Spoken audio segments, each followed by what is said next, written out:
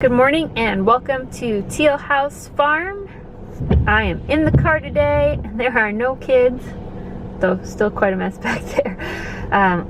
I thought we've been asked a couple times about like what we eat in a day or what kind of groceries we buy, things like that. And so I thought I'd take an opportunity to show you basically a grocery haul video. I have a baby doctor appointment this morning, so we're going to the big city. And then I'm gonna stop at Sam's Club and probably Walmart and pick up some groceries. It's been a while since I've been able to go grocery shopping, since there has been a lot of rain and flooding around the farm. It's been hard to get in and out. So I thought I would just show you our grocery haul, kind of show you how we minimize waste in our choice of packaging and what we buy, and also what we don't buy because we're able to provide it for ourselves on the farm. So stay tuned. Let's go.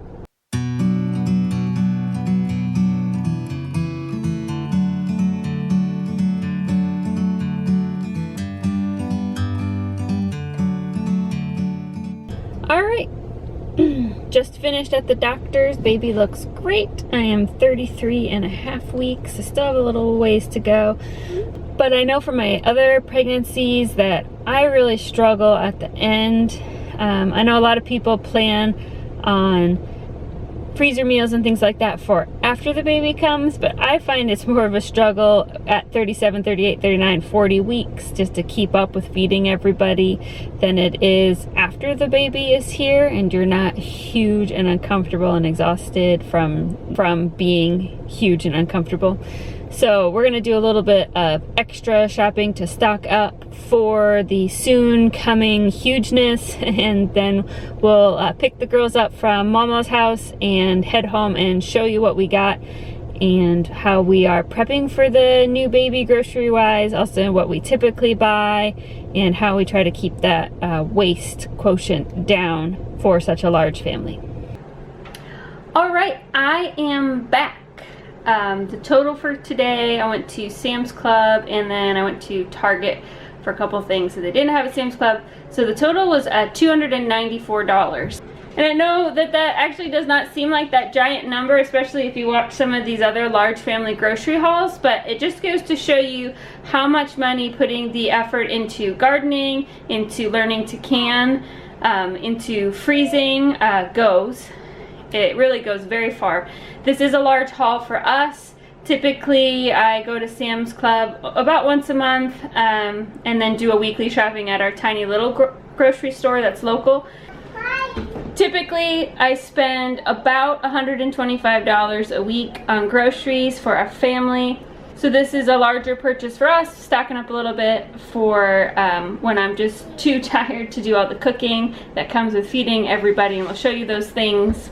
I do think it is important to note that in that budget, that $125 a week, we do not buy meat. I buy it once a year from a local farmer and have it butchered, and we stock our deep freeze.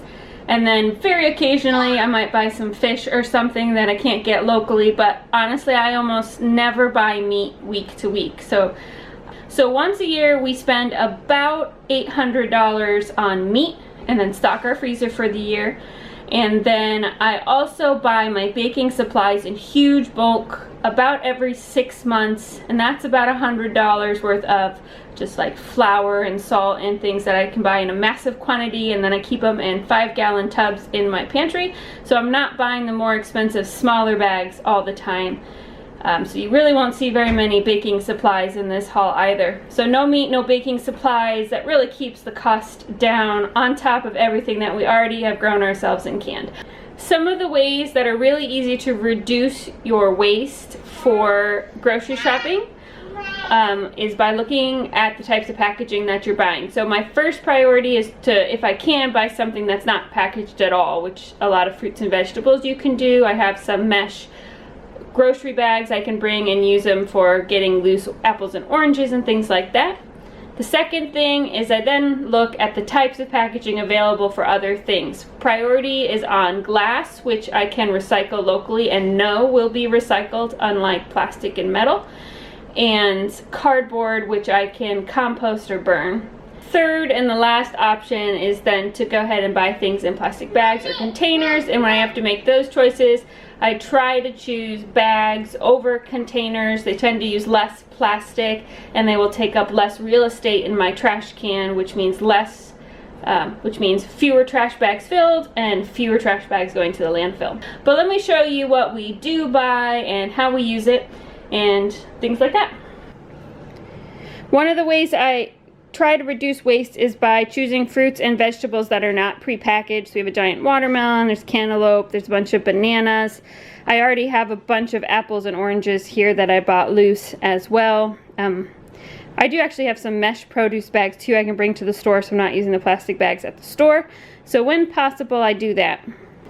And then things that you just can't buy loose where we are. So I have a mixed vegetable, which will be used up in I'll steam and use those up in a couple meals. And then a humongous bag of spinach. I'm going to freeze half of it to use just whenever I want to in like stir fries and smoothies and egg bakes. And the other half will be salads through this week. And Sam loves this, so I got a bag of that for dinner tonight. Blueberries for the kids to snack on, and our tomatoes are still green in the garden, so I got a box here of tomatoes. They did not have any loose tomatoes today. It's usually how I'd want to buy them, but that was not an option today.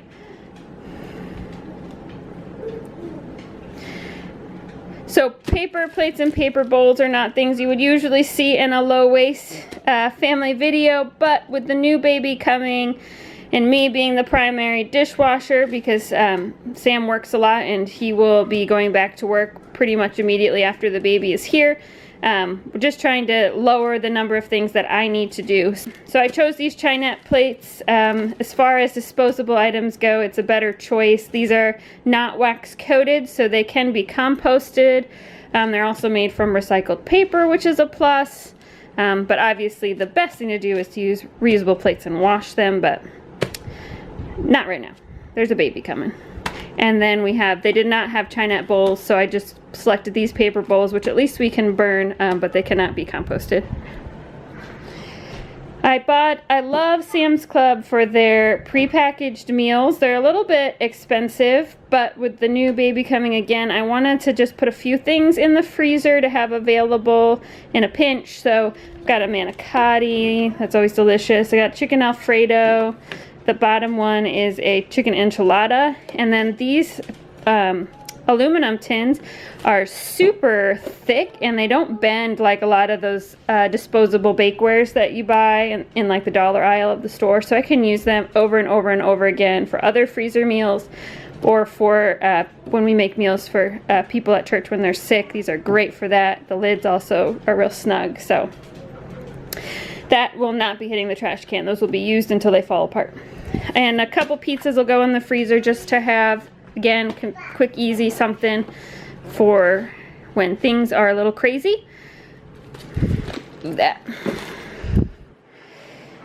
And then also in the easy meal category, easy side, we got some mac and cheeses. And then for breakfast, I got a humongous box of oatmeal packets. These are mostly all cardboard. Out of these two boxes, the only thing that will actually hit the trash can are the foil pouches that hold the cheese in here. Everything else is either compostable or burnable, which is great. Eggs. This is probably the last time we're going to have to buy eggs because our new chickens are getting old enough to start laying. We've had chickens for years, but unfortunately our Great Pyrenees guard dog, Archie, got really old and passed away last year. As soon as we didn't have a dog protecting the chickens, something came in and got him like within a week. They were all dead. And so we now have a new guard dog. Hi. Say hi, Lexi. She does a very good job.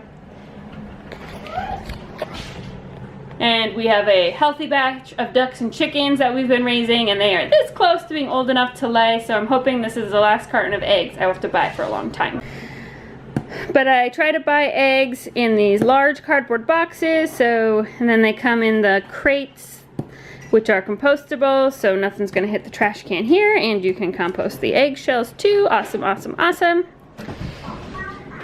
Typically I make our own bread for when we have bread with dinner or with lunch, but again, getting ready for a new baby, so I got a giant bag of like Italian loaves and a giant bag of dinner rolls, and both of these are going to go in the freezer so I can just defrost them when I need them. Some bagels for breakfast, and then this week for the kids, this week we're going to have tacos, and then I'm going to use these for pizzas, for kids' lunches, and peanut butter roll-ups. These will all be gone within a week. So a little bag of tortillas. Just some sandwich bread. I do not make my own sandwich bread because I don't feel like it's as good, and the bread gets hard so fast when you make your own bread. I just prefer to buy it. It's better and makes everybody happier. I love this shredded cheese from Sam's Club. It's just a shaved Parmesan and Romano. I think it's some Asiago in there too. It's delicious. We add it on salads. We add it on pasta. Sometimes I put it in omelets. It's just really good all the way around. My favorite. And then life's not life without some bacon bits, and I love that Sam's Club has this giant bag of pre-cooked real bacon available, and I just keep this in the fridge and I just throw it in things when I'm in a hurry. Real quick egg scramble or on top of some baked potatoes. It's all ready to go, super easy. More Parmesan cheese because kids won't eat spaghetti without it, and some maple syrup. I have yet to be able to find a family-sized jug of maple syrup for a large family in a glass container, so plastic container it is for that one. Annie has medicine that she has to take, and she will only take it if I put it in strawberry yogurt, so we're not gonna mess with what works. So that's her yogurt for her medicine for the next couple weeks. Okay, now the snacks. One place I am not low waste necessarily are snacks. Kids have a snack time after quiet time, and I choose to go ahead and accept the waste of a bunch of prepackaged snacks because the kids can get it themselves, eat it themselves, doesn't dirty any bowls or dishes, and they can clean it up themselves. Mommy is not needed at all for everybody to have a snack. This is one place where I know you could cut the waste. You know, I could cut up apples and some peanut butter, things like that, but that would mean me doing it, and I need them to be independent at snack time. So we have some crackers and peanut butter. I got some little like Nutri-Grain bite-like thingies, some applesauce pouches, and these Nutella sticks, which I'm pretty sure Sam will hog before the girls get to them.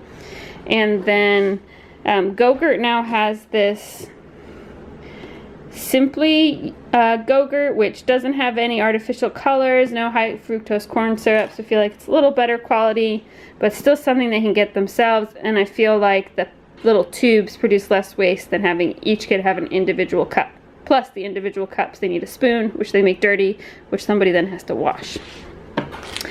Milk, when we do not have milk here, fresh on the farm, we obviously buy it. And anytime I go to Target or to Walmart in the big city, I try to pick up milk in cartons because I can burn these instead of throwing them in the trash can like the big plastic jugs. Our local grocery store does not have milk in the cartons, so I stocked up on a few of these.